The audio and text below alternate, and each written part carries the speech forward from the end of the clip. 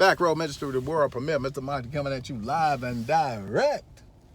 A couple of days before Columbus Day, or like we like to call it, the Native American murderers holiday. Nothing like celebrating the day of a killer, but that's what we do in America. We like to celebrate such foolishness. But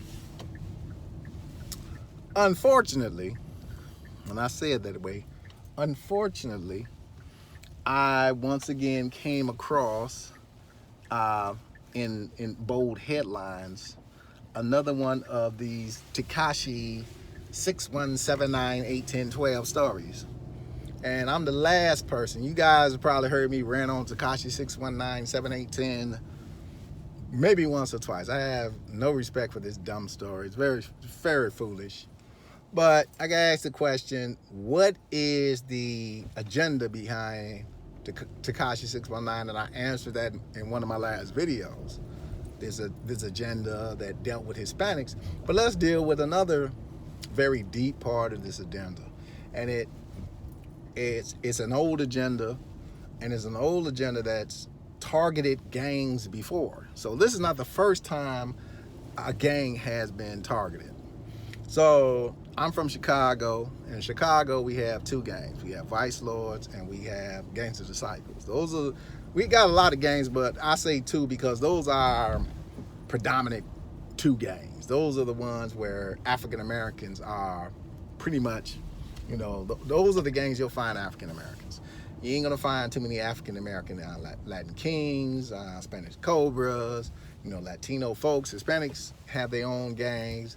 Sometimes you might see some bleed over, but very, very seldom do you see bleed over.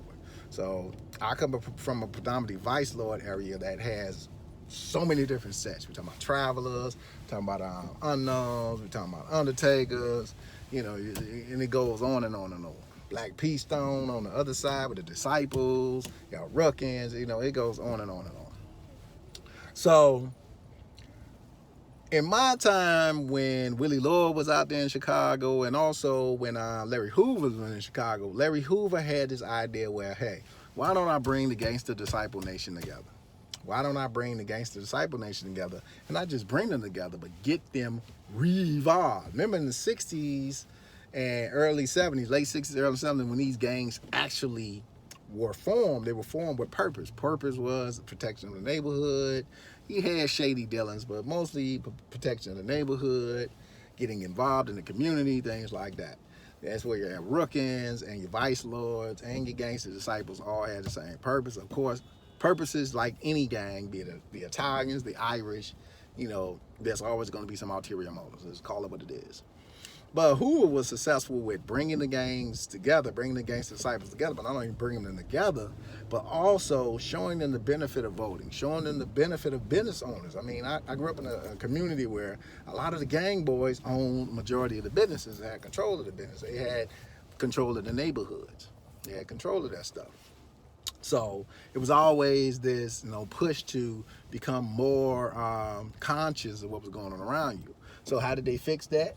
They locked Larry Hoover up. He still was able in the early 90s to still have some influence, but when he did that, then they sent him to Max prison out there in Colorado. They really got him out the scene when they did that, pretty much with the destruction of the Gangster Disciples as you know it. So a lot of the gangs that African Americans began to roll with became the Vice Lords, but their destruction came with the downfall of Willie Lord, and then the sets really start doing their own thing. A lot of the old heads got locked up, things fell apart. That's how they have pretty much been able to dismantle gangs in America, is by locking up leadership. So California was always known as the Crips and the Bloods. There's no Bloods and Crips in Chicago and all this bull. That's Cali stuff. We respected that.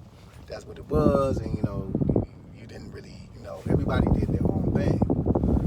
It wasn't until a couple of years ago, if everybody really remembers, around the 90s when the Bloods came this way to the East Coast, that the Blood gang really started to be a popular thing. Remember in Cali, the Bloods were the minority gang. Anybody can tell you California history. The Bloods were the minority. They were the guys in the middle. Everything else would be Crip. Now things seem to have changed over the year, where the Bloods now are not just the majority in California, but they became the majority around the country. Think about it. In America right now, your biggest gang is the blood gang. Your most popular gang is the blood gang. Why is this dangerous? It's very dangerous when you have a gang that not only has African American members, but also now has incorporated Hispanics, Asians, Caucasian, European Americans, all into one gang. So now you have a very powerful nation that is dangerous, especially when it's young people together, because those young people get older and then they begin to influence other people to do certain things. Now these folks might want to start voting. Now these bloods might want to start owning businesses. That's what happens when gangs get together and they get conscious and then they want to start making a change in the community. We can't have that. So over the years, the blood gang has become one of the most popular gangs in America. Just watch your TV. All the rappers really fuel that. They really start pushing the blood gang agenda. Why push this agenda? Why push this agenda? You got to remember, on the streets, be it healthy or unhealthy, gangs for a lot of young men and young women is the only way they get a sense of love and belonging. Only sense of family they might have. Only sense of family they might have. And America has really spent a lifetime destroying the family structure, especially inside of the urban communities, making it where there is no structure. There's no structure whatsoever.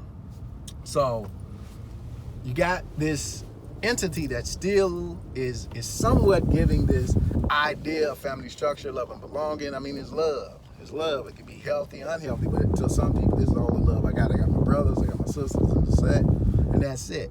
And we got this worldwide love. Now, still, some sets don't respect other sets, and we'll get to that probably in the second part of this video of why some sets don't respect other sets. Because although you got people claiming something, it's one thing to claim something, is another thing to be a part of it. So I can claim something all day, but am I truly a part of it? Has it been backed? It's like a biker gang. It's like a biker gang. You just can't go get a jacket. You and your boys go get a jacket in a major city and start riding around in that city. You can't do that. You can't do that. You can't get a jacket and put a name on it and say, okay, this is our set and we're just gonna ride around the city. No, it doesn't work like that, because someone is going to challenge you and ask you, because every city has pretty much a organization of biker clubs, and you have to officially be a part of that organization in order to do that. So you have to be approved to do this. You have to be approved. It's just not, I'm just gonna put on the coat and we gonna ride out. It doesn't work like that.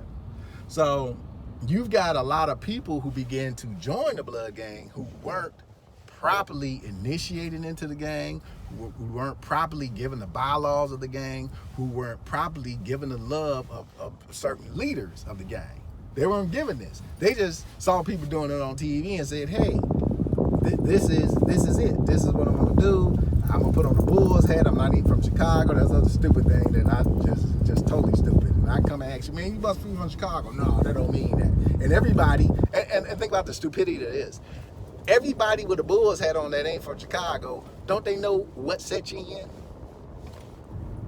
I'll rest my case and we'll get deep into that foolishness.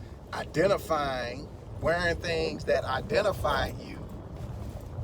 And I can see if you're in a fraternity, A-Phi-A, but when you're in something that's seen as unhealthy, and now you're wearing this thing to identify you, and the thing has not been built up where it's an entity, where it's something that is vital. I can see if the blood gang had a vital background in the community, they're building up businesses and people admire them, then you can put on a Bulls hat all day and be respected.